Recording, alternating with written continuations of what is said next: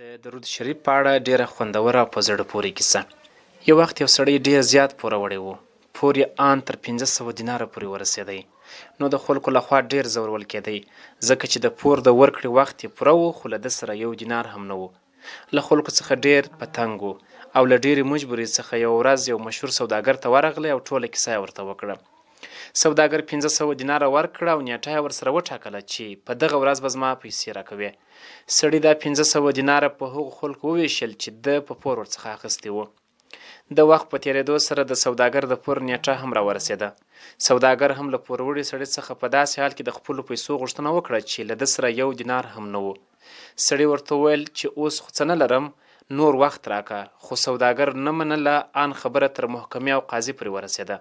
کله چې قاضي د دوی موضوع واورېده، نو پوروړي ته یې د بند سزا وټاکله او ورته یې وویل چې ته به تر هغو پورې بندي څو چې دې د سوداګر پیسې نه یې ورکړي. پوروړي ورسره ومنله، خو قاضي ته یې وویل که نن شپه کور ته د تللو اجازه راکړې تر څو خپل ماشومان وګورم، سهار ته به زه پخپله بیرته راسم. قاضي ورته وویل سمه ده، خو څه ضمانت به راکوي چې ته به سبا بیرته راځې؟ سړي ورته وویل ضمانت به مې رسول الله صلی الله علیه وسلم کوي، یعنې که سبا زه نه راغلم نو زه به د حضرت محمد صلی الله علیه وسلم امتی نه یم. قاضي له لږ ځنډ وروسته ورسره ومنله. سړی کور ته ولاړ. کله چې کور ته ورسېدی، خپلې ښځې ته یې ټوله کیسه وکړه او ورته یې وویل نن مې در سره اخري شپه ده او سبا به زه بندي کېږم. ښځې یې ورته وویل چې ته نن شپه قاضي په څه ضمانت را پرېښودې؟ سړي ورته وویل د رسول الله صلی الله علیه وسلم په ضمانت کې را پرېښی یم. ښځه یې په ټوله کیسه پوه کړه. دا چې ښځه یې ډېره دینداره او نیکه ښځه وه، نو خپل خاوند ته یې وویل راځه نن ټوله شپه زه او ته په ویښه تېروو او پر حضرت محمد صلی الله علیه وسلم به درودونه وایو. سړي ورسره ومنله او دواړو په درود ویلو پیل وکړ. د شپې په وروستۍ برخه کې پر سړي خوب غالبه سو او په درود ویلو کې ویده سو. په خوب کې سړي ته حضرت محمد صلی الله علیه وسلم راغی او ورته وویل ته به سهار وختي د سیمې والي ته ورسې او ورته وبوایې چې رسول الله صلی الله علیه وسلم سلام ویلی او له سلام څخه وروسته یې ویل چې پر ما 1500 دیناره پور دی، که هغه پور زه پرې نه کړم زه بندي کېږم، نو زما پور به ته پرې کوې.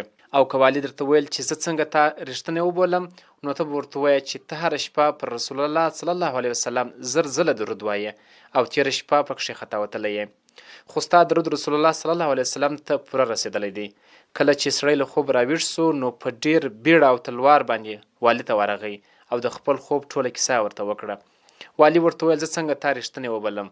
سړي ورته ویل ته هره شپه پر رسول الله صلی الله علیه وسلم 1000 ځله درود وایې، خو تېره شپه یې په حساب کې غلط سوی یې، خو رسول الله صلی الله علیه وسلم وفرمیل چې ستا درود پوره رسېدلی دی. والي راولاړ سو، سړی یې په غېږ کې ونیو او پر مخ یې مچ کړ. 1500 دیناره یې د پور ورکولو په اړه ورکړې او 1500 نور یې همداسې ورکړل.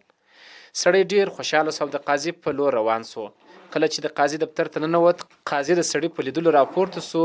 سړی یې په غېږ کې ونیوه، پر مخ یې مچ کړ او ورته یې وویل ای بختور سړیه، ما ته تېره شپه ستا له برکته رسول الله صلی الله علیه وسلم په خوب کې راغی او راته یې وویل چې د دې سړي پور به خامخا ته ورکوې.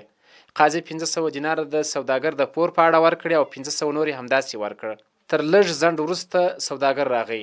سوداګر چې کله سړی ولید، هغه هم په غېږ کې ونیو او پر مخ یې مچ کړ. سوداګر ورته وویل چې ستا له برکته مې تېره شپه رسول الله صلی الله علیه وسلم په خوب کې ولیدی او راته یې ویل چې دته به پور پرېږدې. سوداګر هم خپل پور ورته پرېښود او 1500 دیناره یې نور هم سړي ته ورکړې. درود شریف ویل ډیر ستر عمل دی.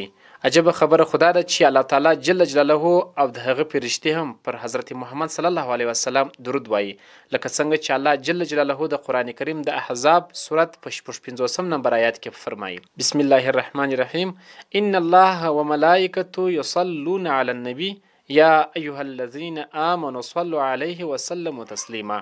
الله جل جلاله او د هغه فرشتې پر حضرت محمد صلی الله علیه وسلم باندې درود وایي. ای مؤمنانو، تاسو هم پر هغه درود او سلام ووایاست.